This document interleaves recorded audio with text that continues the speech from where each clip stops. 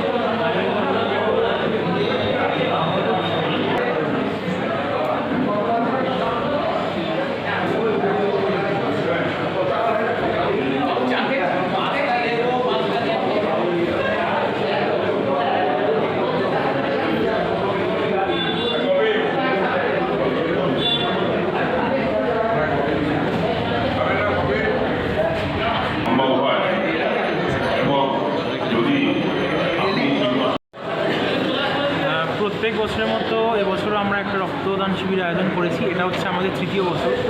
রক্তদান কতটা গুরুত্বপূর্ণ সেটা নিয়ে তো আর বিশেষ করে তো বলার কিছু নেই, কারণ কম বেশি আমরা সবাই জানি, সবাই শিক্ষিত মানুষ, নতুন করে বলার কিছু নেই। আর সবথেকে গুরুত্বপূর্ণ বিষয় হচ্ছে যে রক্ত তো আলাদা করে তৈরি করা যায় না, আর্টিফিশিয়ালি বা সকল রক্ত তৈরি করা যায় না। তো রক্ত মানুষের শরীর থেকেই পাওয়া যায়।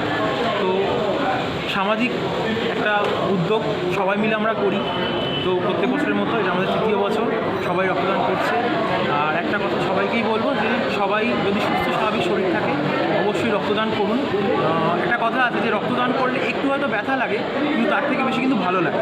তো সবাই আসুন, রক্তদান করুন। সুস্থ স্বাভাবিক শরীরে সাধারণত ছেলেদের ক্ষেত্রে 3 মাস আর মেয়েদের ক্ষেত্রে 4 মাস ছাড়া রক্তদান করা যায়।